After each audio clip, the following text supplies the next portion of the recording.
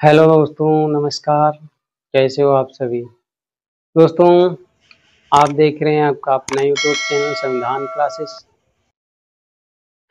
इस सीरीज में हमने संविधान के अनुच्छेद 1, 2, 3 के बारे में जान लिया था। आज हम जानेंगे संविधान का अनुच्छेद 4।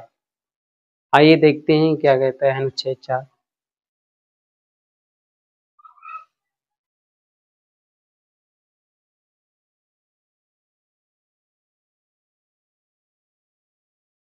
जी हाँ दोस्तों, संविधान का अनुच्छेद 4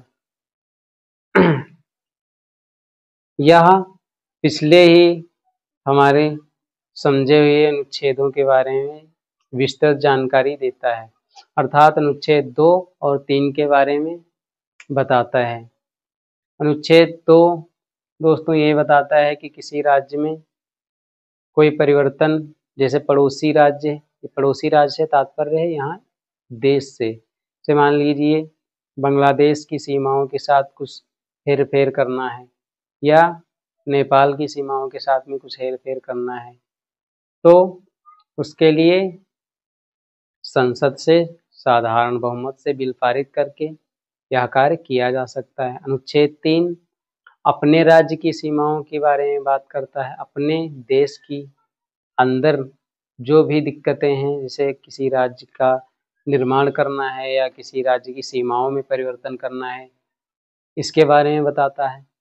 मान लीजिए किसी राज्य का निर्माण करना है, किसी राज्य को दो हिस्सों में बांट करके, जैसे मान लीजिए यूपी के दो हिस्सों में बांटना है, यूपी को पूर्वांचल और पश्चिमांचल, तो इसके लिए पार्लियामेंट में साधारण बहुमत से बिल पास हो जाएगा।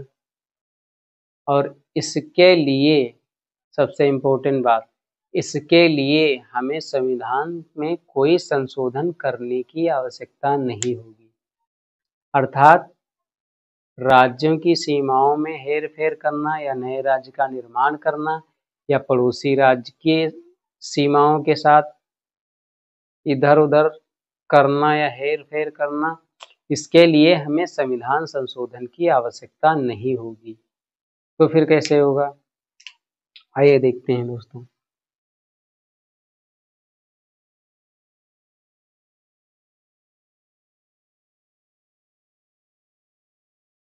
अनुसूची 2 और अनुसूची 4, अनुसूची 2 और 4 में ही परिवर्तन करना पड़ेगा।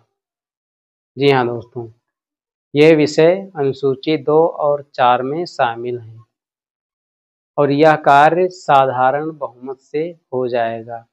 साधारण बहुमत से तात्पर्य है,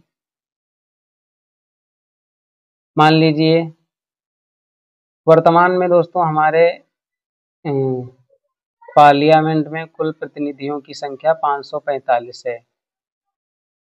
तो पार्लियामेंट का सत्र तभी शुरू किया जाएगा जब इन 545 का 10%, अर्थात इनके 10% प्रतिनिधि पार्लियामेंट में उपस्थित होंगे। तब कब सत्र शुरू हो सकता है, जब इनका 10% पार्लियामेंट में प्रतिनिधि उपस्थित हो। और इनका जो 10% हो गया, हम देखते हैं कितना हो जाएगा। इनका 10% हो जाएगा 55। मान लीजिए 55 लोग संसद में उपस्थित हैं और किसी राज्य को या किसी राज्य की सीमाओं में परिवर्तन करना है या फिर किसी राज्य को 2 भागों में बांटना है, तो इन 55 प्रतिनिधियों में से 50% + 1, अर्थात इनमें से 50% + 1, 50% इनका हो जाएगा 27.5। इसका मतलब 27.5 नहीं होगा, 28 ही होगा, क्योंकि आदमी कोई भी मनुष्य आधा नहीं हो सकता, वह पूर्ण होता है।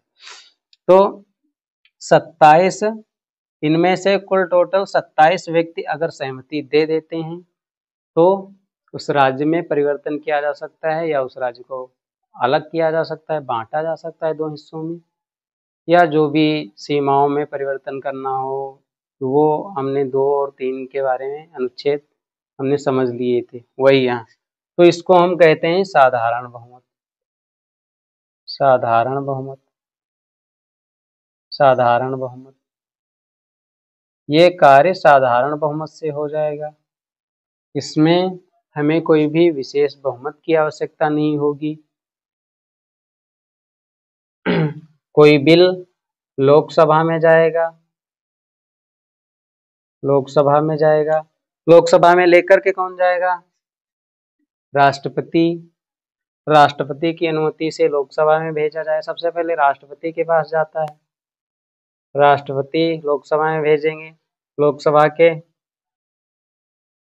यहाँ से अगर पास हो गया फिर राज्यसभा में जाएगा, और राज्यसभा में जा करके वह नियम पारित हो जाएगा। अर्थात किसी भी राज्य को हम अलग अलग पार्ट्स में डिवाइड कर सकते हैं। ये अनुच्छेद 4 हमें बताता है। तो इसका साधारण सा सही और सटीक आंसर क्या है?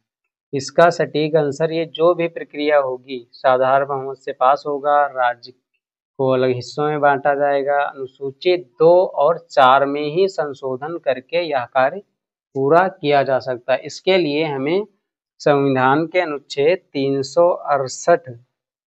368 के तहत कोई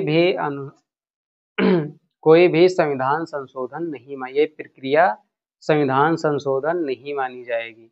यह प्रक्रिया संविधान संशोधन नहीं मानी जाएगी। तो आई होप ये वीडियो आप लोगों को पसंद आए। तो अगर वीडियो अच्छा लगे तो प्लीज़ लाइक कर देना वीडियो को, और चैनल को सब्सक्राइब कर देना। थैंक यू दोस्तों।